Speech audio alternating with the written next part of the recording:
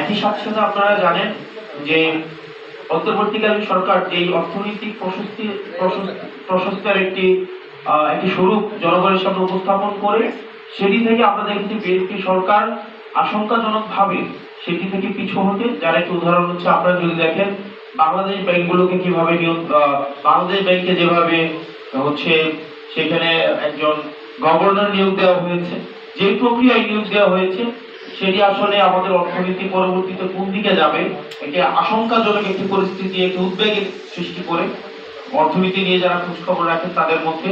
একই সাথে সাথে আমরা দেখতে পাচ্ছি সাম্প্রতিক ইসলামী ব্যাংকের যে বিষয়গুলো আমাদের নজরে পড়ছে সেটি অর্থনীতির জন্য স্বস্তিদায়ক নয়। সেজন্য ব্যাংক খাতের প্রভিশন ঘাটতি, যেটি ডিসেম্বর 2023-এ 193 বিলিয়ন টাকা থেকে ডিসেম্বর 2025-এ 1914 বিলিয়ন টাকায় পৌঁছেছে। মাত্র 2 বছরে 9.9 গুণ বৃদ্ধি পায়।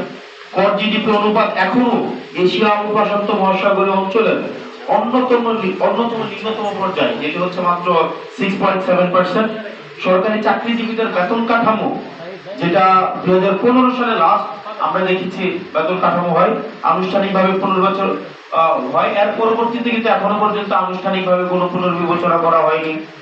1,40,00,000 মানুষকে স্মার্ট ফ্যামিলি কার্ডধারী বলা হলেও সেক্ষেত্রে এই 1,20,000 কোটি টাকা প্রত্যেক বছর লাগবে।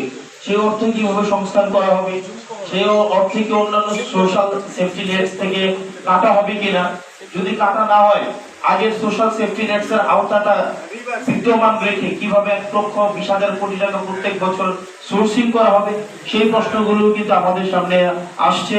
এবং পরবর্তীতে জ্বালানির যে ইস্যুটা, পরবর্তী বাংলাদেশে আমরা যে কর্মসংস্থান নিশ্চিত করতে চাই, আমরা জ্বালানি স্বনির্ভর হওয়া